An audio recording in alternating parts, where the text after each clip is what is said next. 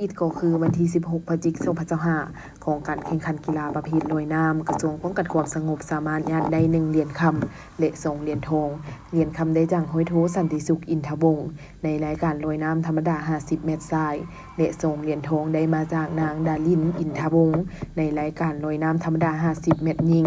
และจากท้าวสุขกัญญาวงศ์ใสในรายการลอยกบ50เมตรทรายในโอกาสนี้ห้อยโทสันติสุขอินทวงศ์เจ้าของเหรียญคำในรายการลอยน้ำธรรมดา50เมตรทรายได้ให้สัมภาษณ์ต่อสื่อมวลชนว่ามีความรู้สึกภาคภูมิใจเป็นอย่างยิ่งที่สามารถญาติได้เหรียญคำมาสู่กระทรวงป้องกันความสงบทั้งนี้ก็ย้อนความเอาใจใส่ของครูฝึกและนักกีฬาที่เอาใจใส่ในการฝึกซ้อมอย่างหนักจนสามารถญาติได้ผลสำเร็จและให้คำมั่นสัญญาว่าจะสู้ส่วนญาติให้ได้ตื่มอีกในรายการต่อไปพร้อมนี้พันโทเวียงคำณวงไส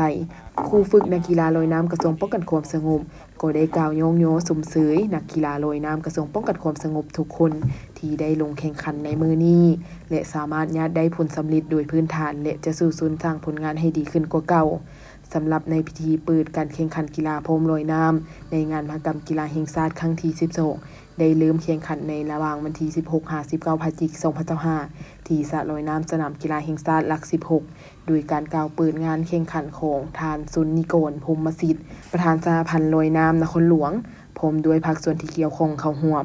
สำหรับการแข่งขันกีฬาประเภทลอยน้ำในมือนี้มี7รายการซึ่งมีทัพนักกีฬาจากกระทรวงป้องกันความสงบเข่งคำมวนเข่งจับประสักเข่งสวรรณเขตเข่งหลวงพระบางและนครหลวงเวียงจันทน์